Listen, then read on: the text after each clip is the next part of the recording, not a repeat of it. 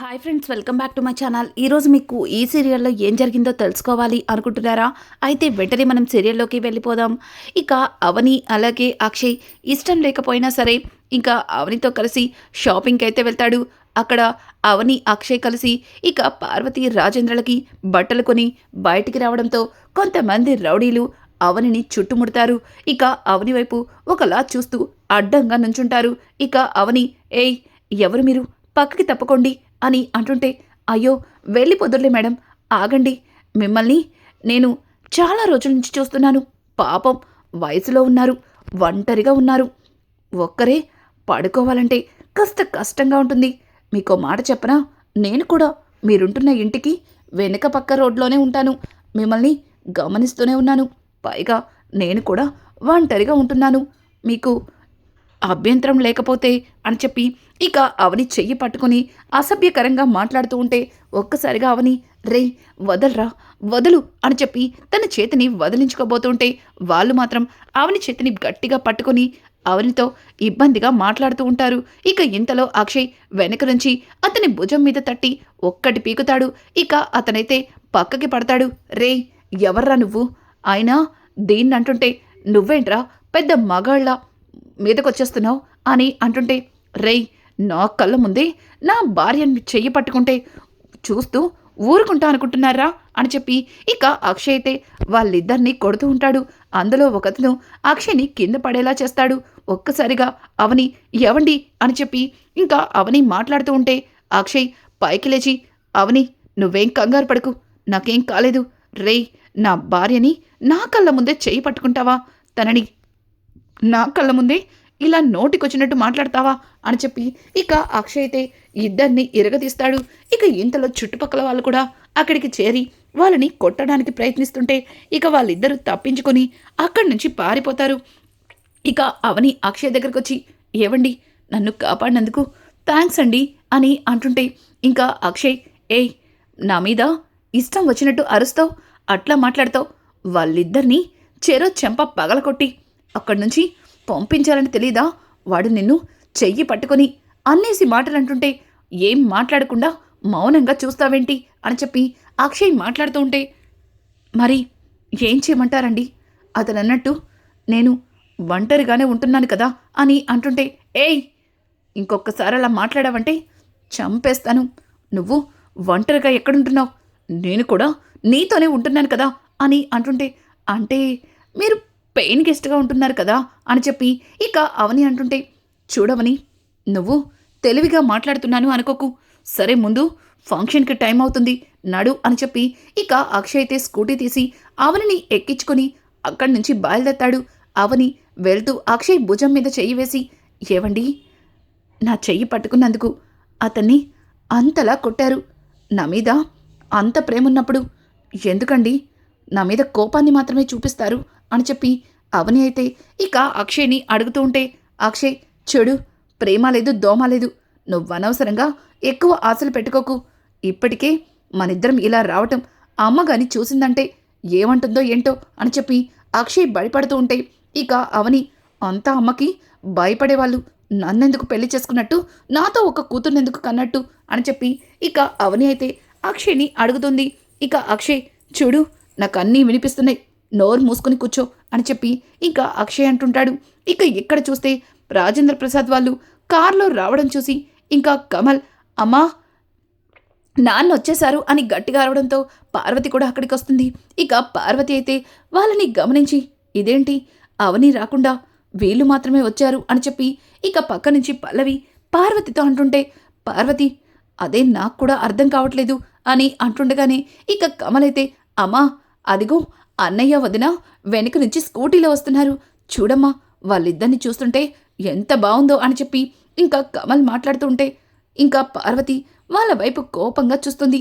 పల్లవి అయితే, ఇదేంటి బావగారు అవనితో బండి మీద రావడం ఏంటి అని చెప్పి ఇక పల్లవి అయితే చాలా కోపంగా వాళ్ళని చూస్తూ ఉంటుంది.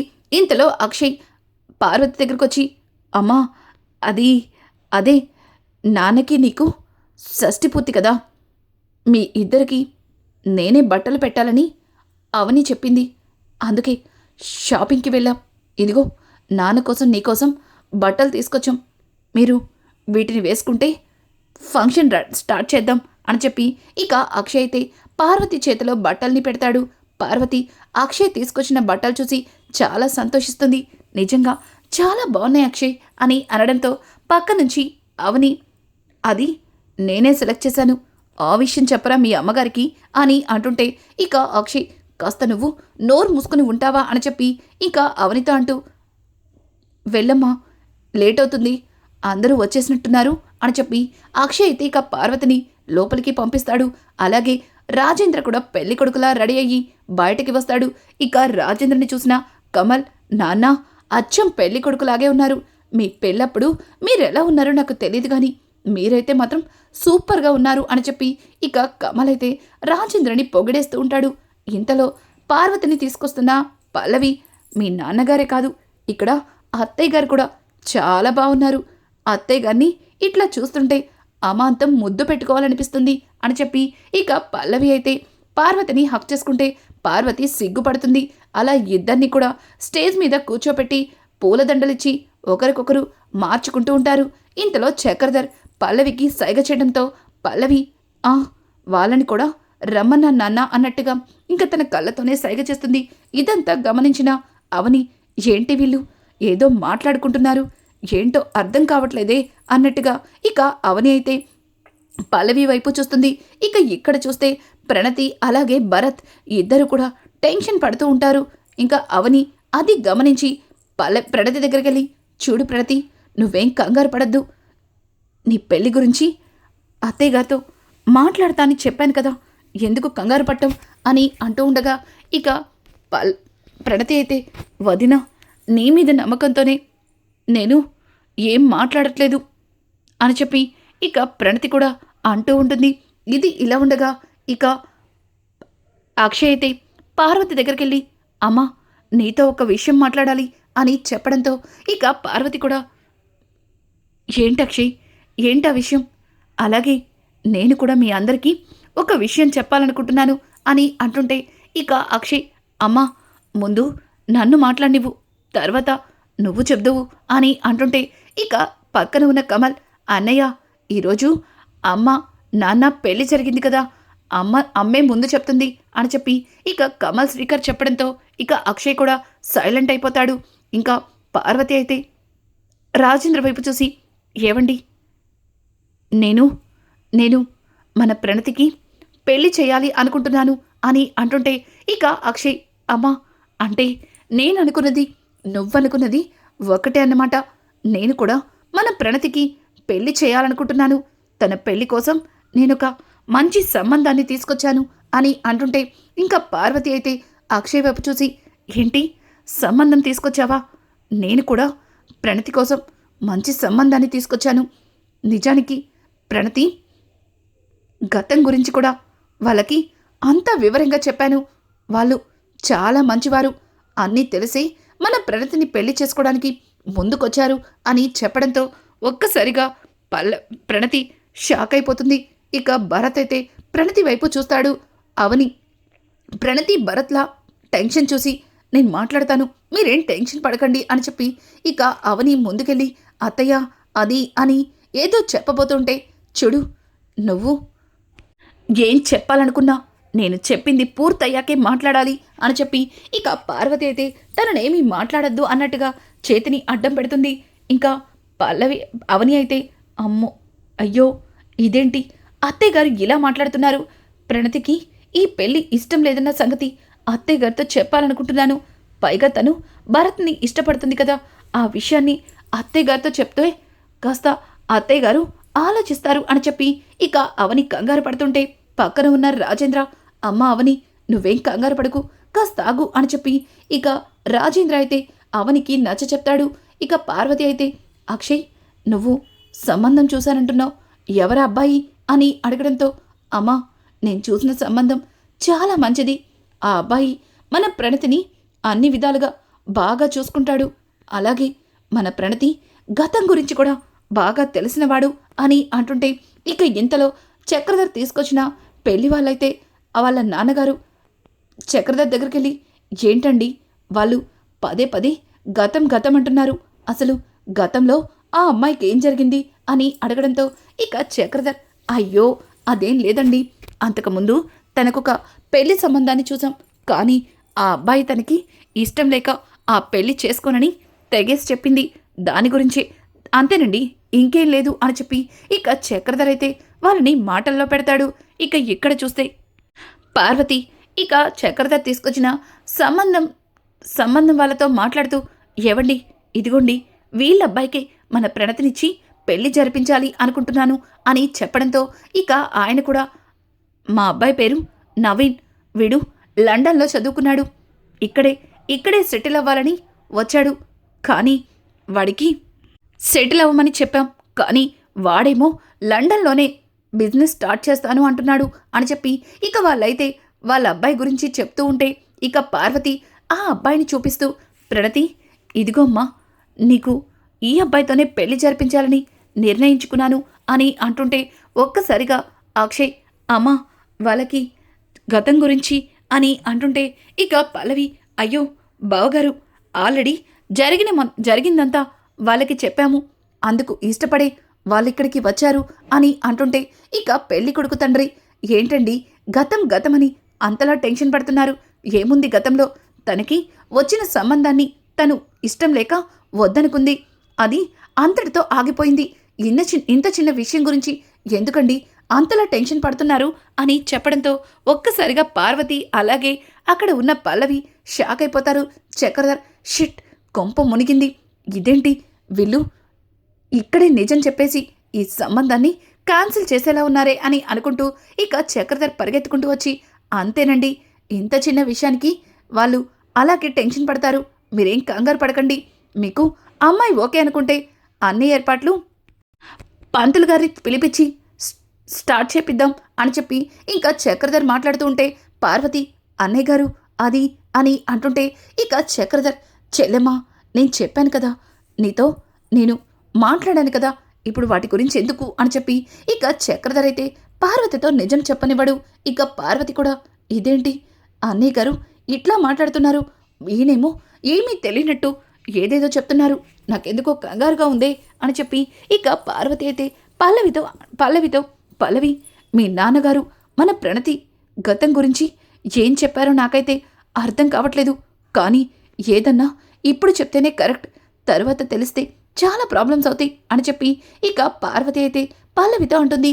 పల్లవి అత్తయ్య ఇప్పుడు వీళ్ళకి ఇదంతా అందరి ముందు చెప్పడం అవసరమా, ఆల్రెడీ వాళ్ళకి అన్నీ తెలుసు, మనంతట మనమే అందరి ముందు మన పరువు తీసుకుంటామా అని చెప్పి పల్లవి అయితే ఇక పార్వతితో అంటుంది. పార్వతి కూడా పల్లవి మాటని కాదనలేక సైలెంట్ అయిపోతుంది. ఇక అక్షయ్ అయితే తన మనసులో ఉన్న విషయం గురించి చెప్పలేక ఆగిపోతాడు. ఇక అలాగే ప్రణతి అయితే అవని దగ్గరికి వచ్చి వదిన ఏంటొదిన ఇదంతా, నాకు భరత్కి పెళ్లి చెయ్యాలని అమ్మతో మాట్లాడతానని చెప్పావు, కానీ ఇక్కడ మరొకలా జరుగుతుంది అని అంటుంటే ప్రణతి నువ్వేం కంగారు పడకు, జస్ట్ సంబంధాన్ని మాట్లాడారు అంతే కదా, ఏం జరగలేదు కదా, అత్తయ్య గారితో నిదానంగా నేను చెప్తాను, చూడు ఒక్కసారి నన్ను చూడు, ఇక్కడ ఎంతమంది ఉన్నారు, వీళ్ళందరి ముందు ఈ విషయం గురించి మాట్లాడి గొడవపడి మన పరువు మనమే తీసుకోకూడదు కదా అని చెప్పి ఇంకా అవని కూడా ప్రణతితో చెప్పి ప్రణతిని కూల్గా ఉండమని చెప్తుంది. ఇంకా భారత్ కూడా ప్రణతి అక్క చెప్పింది కదా కాస్త కూల్గా ఉండు, ఏం కాదులే అని చెప్పి భరత్ కూడా ఇక ప్రణతికి నచ్చ చెప్తాడు.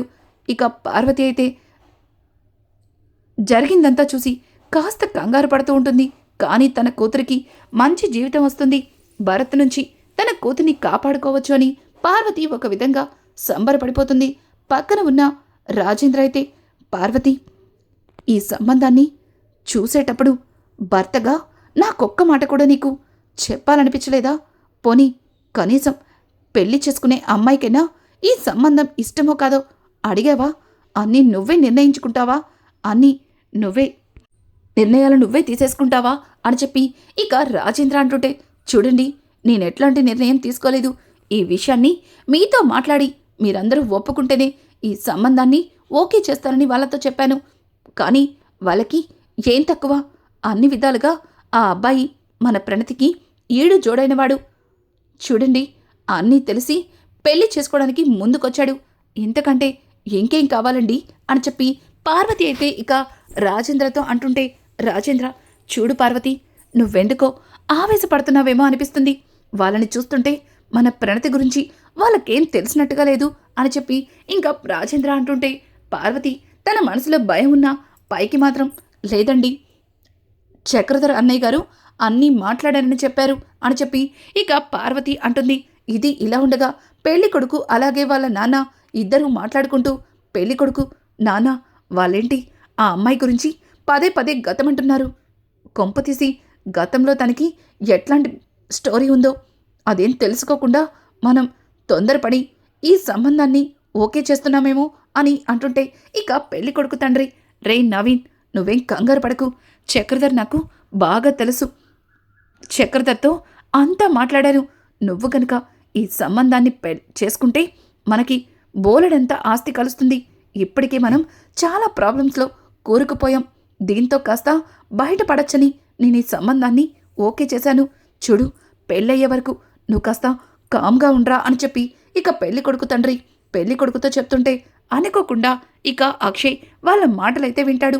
ఇక అక్షయ్, అంటే మీరు ప్రాబ్లమ్స్లో ఉన్నారు కాబట్టి నా చెల్లెల్ని పెళ్లి చేసుకోవడానికి ముందుకొచ్చారు, అంతేగాని తనని ఇష్టపడి చేసుకోవాలని కాదా అని చెప్పి ఇంకా అక్షయ్ అయితే వాళ్ళని నిలదీస్తూ ఉంటే ఒక్కసారిగా పెళ్లి కొడుకు తండ్రి, అయ్యో బాబు నువ్వు అపార్థం చేసుకుంటున్నావు, అలా ఏం కాదు బాబు అని చెప్పి ఇక అతను ఏదో చెప్పబోతుంటే, చూడండి మీకు నా చెల్లెల గురించి అన్నీ తెలుసన్నారు, అసలు ఏం తెలుసు అని అడగడంతో ఇంకా పెళ్లి కొడుకు తండ్రి టెన్షన్ పడుతూ ఉంటే చక్రధర్, అయ్యో బాబోయ్ కొంప మునిగేలా ఉంది, ఇప్పుడు ఏం చేయాలి అని చెప్పి ఇక చక్రధర్ అక్షయ్ దగ్గరకు వచ్చి, అక్షయ్ ఏంటిది, ఎందుకు ఆవేశపడుతున్నావు అని అంటుంటే, మావయ్య ప్లీజ్ మీరు ఆగండి, ఇది ఒక జీవితం, రేపొద్దున పెళ్ళయ్యాక వీళ్ళకి ఏమన్నా తెలియకపోతే తర్వాత బాధపడేది నా చెల్లెలు ప్రణతిని అని చెప్పి ఇక అక్షయ్, చూడండి నా చెల్లెలు పెళ్లి కాకముందు ఒక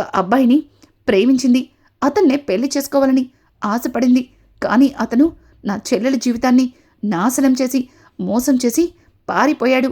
అవన్నీ తెలిసేలోపు తను ప్రెగ్నెంట్ అయ్యింది అని చెప్పి ఇక అక్షయ్ చెప్పడంతో, ఏంటి ప్రెగ్నెంట్ అయ్యిందా అని అంటుంటే ఇక అవని, ఎవండి ఎప్పుడు ఏం మాట్లాడాలో కూడా మీకు తెలీదా, అయ్యో ఇప్పుడు అట్లాంటిదేదీ లేదండి, అనుకోకుండా ఆ దేవుడు తనకి మంచి చేయడం కోసమో ఏమో తనకి అబార్షన్ అయ్యేలా చేశాడు అని చెప్పి అవని చెబుతూ ఉంటే ఇక పెళ్లి కొడుకైతే వాళ్ళ నాన్న వైపు చూసి, నాన్న నాకు పిల్ల కావాలి అన్నాను, ఇలా పెళ్ళై మరొకడితో రిబ్బన్ కటింగ్ అయిన దాన్ని నాకు అంటకట్టమని కాదు, చూడు నాన్న నీకెన్ని ప్రాబ్లమ్స్ ఉన్నా నాకు అనవసరంగా ఇట్లని దాన్ని పెళ్లి చేసుకోవడానికి నన్ను ఇక్కడికి తీసుకొచ్చావా అని చెప్పి ఇక పెళ్లి కొడుకు వాళ్ళ నాన్నని చెడామడా తిట్టేసి అక్కడి నుంచి వెళ్ళిపోతుంటాడు. ఇంకా పెళ్లి కొడుకు తండ్రి కూడా చక్రధర్తో, చూడు చక్రధర్ నీతో నేను 30 ఏళ్ల నుంచి ఫ్రెండ్షిప్ చేస్తున్నాను, నీ మీద నమ్మకంతో ఈ పెళ్లికి ఒప్పుకున్నాను, కానీ నువ్వు నన్ను ఇంతలా చీట్ చేస్తావా, నిన్ను నమ్ముకొని ఇక్కడ దాకా వచ్చి నా వాళ్ళందరి ముందు తల దించుకునేలా చేసావు, చివరికి నా కొడుకే నన్ను అసహ్యించుకునేలా చేసావు అని చెప్పి అతను కూడా ఇక చక్రధర్ని అసహ్యించుకుని అక్కడి నుంచి వెళ్ళిపోతాడు. ఇక పల్లవి అయితే పార్వతితో, చూసారా అత్తయ్య, అవని అనుకున్న పని చేసేసింది, కావాలని ఈ పెళ్లిని చెడగొట్టడం కోసం వాళ్ళ దగ్గర ప్రణతి గురించి ఉన్నవి లేనివి చెప్పేసింది అని చెప్పి ఇక పల్లవి మాట్లాడుతూ ఉంటే పక్కన ఉన్న అక్షయ్, పల్లవి నువ్వు ఏం తెలియకుండా మాట్లాడుతున్నావో తెలిసి మాట్లాడుతున్నావో నాకైతే అర్థం కావట్లేదు, కానీ మీ నాన్నగారు తీసుకొచ్చిన సంబంధం వాళ్ళకి నిజమేంటో తెలియకుండా తీసుకొచ్చారు, కానీ రేపొద్దున పెళ్ళయ్యాక నిజం తెలిసి అతను నా చెల్లెల్ని వదిలేస్తే మళ్ళీ నా చెల్లెల జీవితం నాశనం అయిపోతుంది, అందుకే అతనికి నిజం తెలియడం కోసమే జరిగిందంతా నేనే చెప్పాను అని చెప్పి ఇక అక్షయ్ అయితే పల్లవితో అంటుంటే, పల్లవి బావగారండి అదంతా తర్వాత చూసుకునే వాళ్ళం కదా, అనవసరంగా అవని చెప్పిందని మీరు వాళ్ళ దగ్గర నోరు జారారు అని అంటుంటే, చూడు పల్లవి, నా చెల్లెల జీవితం గురించి ఒకరు చెప్తే మాట్లాడే అంతా తెలివి తక్కువ వాడిని కాదు, చూడండి అట్లాంటి వాడికి నా చెల్లెల్ని ఇచ్చే కంటే నాతో పాటు నా చెల్లెల్ని నా దగ్గర ఉంచుకోవడమే కరెక్ట్ అని అంటుంటే ఇక పార్వతి, రే అక్షయ్, నువ్వు ప్రణతికి ఏదో సంబంధం చూసా అన్నావు, ఎవర్రా అబ్బాయి అని అంటుంటే, ఎవరో కదమ్మా, మన ప్రణతిని బాగా అర్థం చేసుకున్నవాడు, అలాగే ప్రణతి గతాన్ని తెలుసుకున్నవాడు, అన్ని విధాలుగా ప్రణతిని అర్థం చేసుకునేవాణ్ణే తీసుకొచ్చానమ్మా అని చెప్పడంతో ఇక పార్వతి, అయితే అట్లాంటి వాడితో మన ప్రణతి పెళ్లి చేస్తే తను సంతోషంగా ఉంటుంది, ఎవరతను అని అడగడంతో ఇంకా అక్షయ్ భరత్ దగ్గరికెళ్ళి భరత్ భుజం మీద చెయ్యి వేసి పార్వతి ముందు నిలబెడతాడు. ఒక్కసారిగా కుటుంబం మొత్తం షాక్ అయిపోతుంది. ఇక రానున్న ఎపిసోడ్స్లో అక్షయే భరత్ని తన చెల్లెలికిచ్చి పెళ్లి చేయమని అడగడాన్ని పార్వతి అలాగే పల్లవి జీర్ణించుకోలేకపోతారు. ఇక ప్రణతి, అవని అలాగే రాజేంద్ర తెగ సంబరపడిపోతారు. మరి అక్షయ్ అలాంటి నిర్ణయం తీసుకోవడానికి కారణమేంటి? అసలు అక్షయ్ భరత్ని అంత ఈజీగా తన చెల్లెలి భర్తగా ఎట్లా ఒప్పుకున్నాడు? ఇట్లాంటి లేటెస్ట్ ఎపిసోడ్స్ మీకు మరిన్ని కావాలి అనుకుంటే మా ఛానల్ని సబ్స్క్రైబ్ చేసుకోవడం మాత్రం మర్చిపోకండి. Thanks for watching. Hi friends, welcome back to my channel. ఈరోజు మీకు ఈ సీరియల్